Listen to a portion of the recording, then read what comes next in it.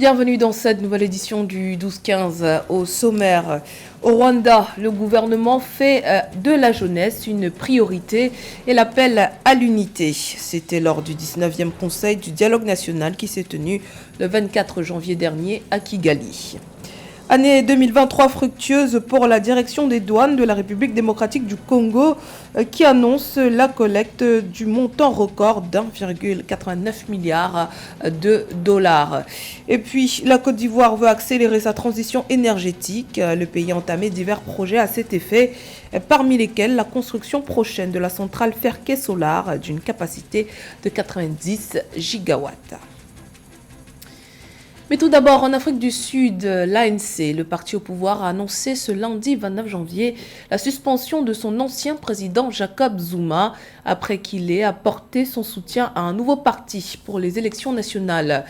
Tout en restant membre de l'ANC, Jacob Zuma a en effet appelé à voter pour l'Umkhonto we Sizwe, traduit la lance de la nation récemment créée. C'est la première fois qu'un ancien président de l'ANC est ainsi sanctionné. Le parti connu sous le nom de MK reprend le nom de l'ancienne branche armée de l'ANC quand le mouvement de libération se battait contre le régime d'apartheid. L'ancien président en fut l'un des soldats et il a gardé de nombreux sympathisants chez ses anciens combattants. Le 19e Conseil du dialogue national rwandais a eu lieu le 24 janvier dernier à Kigali. Cette plateforme sert de rassemblement des leaders et des citoyens du Rwanda pour évaluer le développement du pays et discuter des objectifs à atteindre. Présidée par le chef de l'État, l'édition 2024 a traité entre autres sujets des questions de sécurité, de réconciliation nationale avec un accent particulier mis sur la jeunesse. Retour sur cette rencontre dans ce reportage de notre correspondant Fratenda Keisenga. La 19e édition du dialogue national Umushyikirano en langue locale s'est tenue les 23 et 24 janvier 2024 au Rwanda. Il a été dominé par des conversations sur les progrès réalisés par le Rwanda en matière de développement au cours des 7 dernières années et par le discours du président Paul Kagame qui abordait notamment les questions de sécurité, de construction nationale et de prestation de services. Vous le savez tous, nous aspirons à être un pays qui fait du tourisme notre priorité pour le développement de notre économie et pour cela, nous devons nous distinguer de par la qualité de nos services. Il nous faut d'ailleurs commencer par nous-mêmes exiger le meilleur des prestataires. Je ne comprends vraiment pas comment tu peux accepter un mauvais service sans rien dire et qui plus est, retourner à l'endroit où tu as été mal servi. En agissant ainsi, tu deviens une partie du problème. Comment voulez-vous que les gens viennent chez nous si nous n'arrivons pas à satisfaire leurs besoins en termes de services? Figurez-vous que le monde est grand, ils vont aller ailleurs et nous serons les perdants.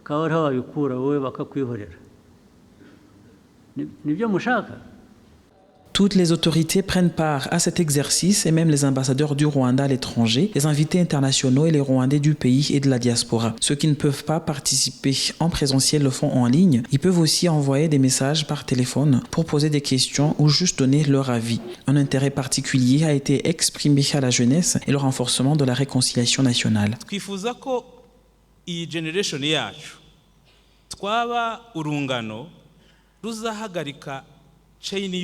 Nous voulons que notre génération parvienne à rompre le cycle de pauvreté dans nos familles et c'est ainsi que notre pays pourra atteindre le statut de pays à revenu intermédiaire. Pour y arriver, j'aimerais adresser une requête spéciale au secteur privé, aux organisations religieuses et autres acteurs de développement. S'il vous plaît, faites confiance à la jeunesse car nous sommes prêts à relever les défis.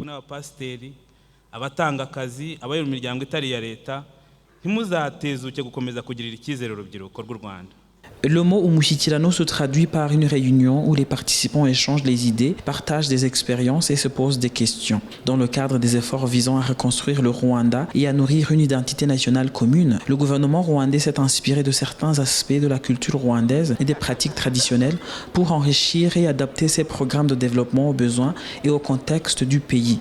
Le résultat est un ensemble de solutions locales, des pratiques culturelles traduites en programmes de développement durable. L'une de ces solutions locales est l'Umushyikirano, qui est d'ailleurs régie par la Constitution. La Direction générale des douanes de la République démocratique du Congo annonce avoir collecté 5,4 milliards de francs congolais au cours de l'exercice 2023, soit environ 1,89 milliard de dollars. Un chiffre qui dépasse les assignations budgétaires prévues qui étaient de 4 949 milliards de francs congolais. Une performance saluée par les autorités qui va permettre de renforcer les ressources de l'État et de financer des projets de développement. Ameneji. Les services de mobilisation des ressources publiques en République démocratique du Congo ont collecté au cours de l'exercice 2023 5,4 milliards de francs congolais, soit environ 1 milliard de dollars au taux budgétaire moyen de 2000 francs congolais le dollar américain. Selon la Banque centrale du Congo, l'apport des recettes fiscales y a contribué, atteignant 1822,5 milliards de francs congolais. L'optimisation et l'appropriation de la capacité du pays à rentabiliser les douanes et les services annexes des douanes va permettre à l'économie d'augmenter les recettes douanières et paradouanières, d'augmenter le service de la douane et d'entrer de façon harmonieuse et organisée dans le concert de la zone de libre-échange continentale.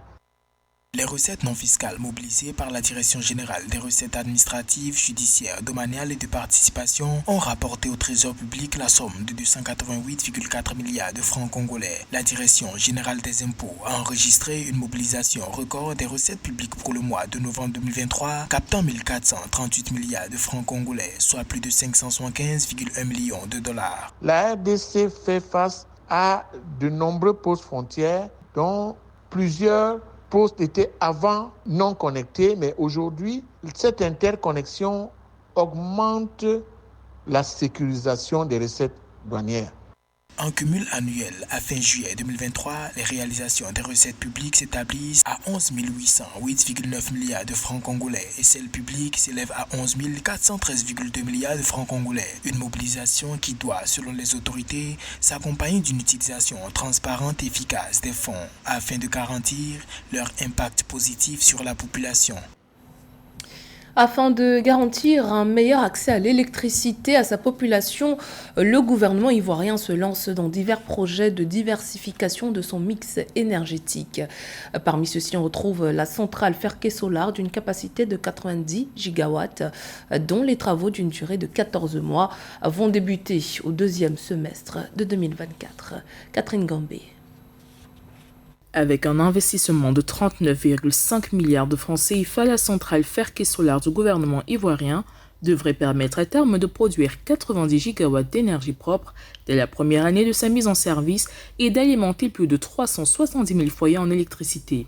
Situé à Sokoro dans le nord du pays, ce projet s'inscrit dans la volonté des autorités ivoiriennes de doubler la puissance électrique installée pour atteindre environ 4 600 MW en 2030. On a développé ce projet depuis début 2022 et on a pu finaliser début décembre 2023. On a comme calendrier de livrer cette centrale au troisième trimestre 2025. Les travaux de construction de la dite centrale débuteront au deuxième semestre 2024 pour une durée de 14 mois. Les autorités espèrent, grâce à ce partenariat public-privé avec PFO Energies, réduire la durée des futurs délestages et faire passer le taux de couverture et d'accès à l'électricité dans le pays à 100%. En effet, en 2023, la capacité de production électrique installée en Côte d'Ivoire s'élevait à 2 991 MW pour un taux de couverture de près de 70%. C'est un plan qui met l'accent sur l'intégration plus accrue des énergies renouvelables dans le mix énergétique afin notamment de respecter nos engagements, à savoir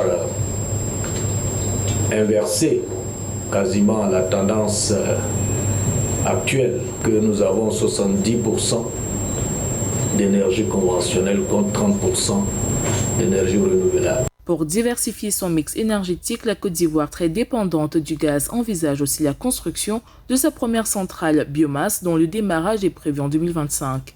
Ceci s'inscrit dans une stratégie d'accès à l'électricité pour tous d'ici 2035 en tenant compte du changement climatique. Le pays d'Afrique de l'Ouest ambitionne également de porter la part des énergies renouvelables dans son mix énergétique à 42% d'ici 2030. L'actualité sportive à présent, presque 3 semaines se sont écoulées depuis le début de la CAN 2023 en Côte d'Ivoire. Et les fans de foot vivent des émotions fortes. Il va sans dire que cette 34e édition de la CAN est pleine de surprises. À Kigali, la capitale du Rwanda, l'effervescence se ressent comme dans la plupart des villes africaines. Immersion dans ce reportage de notre correspondant Fraterne Dakia Isenga. La tension était palpable dans ce bar au cœur de la ville de Kigali lors de la rencontre entre l'Égypte et la République démocratique du Congo. Plus de 120 minutes de prière, de stress et d'exultation au moindre geste des joueurs. Ces supporters majoritairement congolais ont vécu un tourbillon d'émotions. Et heureusement pour eux, la dernière était euphorique. C'était un très long match et c'était un très beau match aussi. Il y a eu beaucoup d'émotions, surtout qu'on n'a fait pas vraiment confiance et tout, mais nous nous sommes en sortis. On a fait quand même un très beau match et tout. Malgré la grande surprise du gardien, on ne s'attendait même pas à faire. C'est une très grande joie pour nous. C'est une très grande joie en tout cas. Ça c'est le meilleur tir au but que j'ai jamais vu. Ça c'est le meilleur tir au but du monde. Après là même les coachs aussi allaient tirer, mais le léopard reste toujours léopard. Vive la RDC! C'est grave, c'était grave, ouais. Je suis tellement heureux qu'on est au quart de finale. Merci léopard! Du côté des analystes, même s'il y a eu des surprises qui ont ajouté de la saveur à cette CAN, les formations les mieux formées gardent les meilleures chances de remporter la victoire. Sénégal, defending champion. Je sais que rien n'est encore joué et qu'il y a toujours des surprises, mais les équipes comme le Sénégal, les champions en titre, les joueurs ont très bien presté. Ensuite vient l'équipe du Maroc qui a fait un bon parcours à la Coupe du Monde, une équipe très soudée qui n'a pas connu de changement et une équipe qui sait clairement où elle va. Il faut savoir qu'au Rwanda, comme dans la plupart des pays africains d'ailleurs, la CAN est suivie par des milliers d'auditeurs et de téléspectateurs. Dans les domiciles, comme dans les fan zones et autres lieux de plaisance, les amoureux du ballon rond se rassemblent pour suivre l'un des plus grands événements sportifs africains. La CAN de toutes les surprises, en effet. Pour la première fois depuis 1976, la Guinée a remporté un match à élimination directe de la Coupe d'Afrique des Nations. C'était ce dimanche 28 janvier face à la Guinée équatoriale. Le Sili national est donc qualifié pour les quarts de finale de la compétition. À Conakry, la joie était au rendez-vous, comme vous le verrez dans ce reportage de notre correspondant Nabila Kamara. Les supporters du Sili national de Guinée en joie après la prestation du collectif de Kaba Diawara face à la Guinée équatoriale en 8e de finale 1-0. La course pour la sélection guinéenne se poursuit dans cette 34e édition de la Coupe d'Afrique des Nations de football. Elle a gagné ce dimanche 28 janvier 2024 son ticket pour les quarts de finale avec une réalisation de Mohamed Lamine Bayo à la dernière minute de la seconde période. Les supporters du Sili national de Guinée se sentent ressuscités et retrouvent l'espoir d'atteindre la finale. C'est vrai, on soutient le Sili, mais on a toujours cette peur au fond de nous. Mais aujourd'hui, le Sili nous a montré qu'on peut croire en eux, qu'ils vont nous donner cette coupe cette fois-ci. Avec ce que j'ai vu ce soir, l'espoir est permis pour la finale. Nous sommes contents aujourd'hui pour la victoire de la Sili nationale. C'est bien, c'est vrai car tout est comme ça, on n'a pas dépassé ses limites. Mais aujourd'hui, Dieu merci, on a gagné. Entre le Sili national de Guinée et ses supporters, c'est un amour nouveau qui renaît après cette victoire. La performance des Guinéens, plutôt mitigée, suscite de la joie mais aussi de l'engouement à Conakry.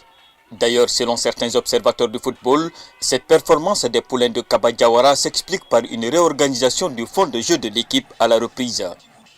Pour moi, c'est Kaba Diawara. C'est le changement et le système tactique de Kaba Diawara utilisé qui a fait la différence aujourd'hui. Avec la sortie de Naby Keïta, de Guirassy, je pense que l'attaque a été chargée, donc on a mis un bloc dur sur l'attaque de l'équipe adverse, la défense de l'équipe adverse. On a gagné, on a marqué ce but. La Guinée va poursuivre l'aventure et affrontera en quart de finale le RD Congo. Le prochain défi pour l'équipe nationale de Guinée est de parvenir à développer un meilleur système de jeu pour confirmer sa performance et passer cette autre étape cruciale et filer en finale.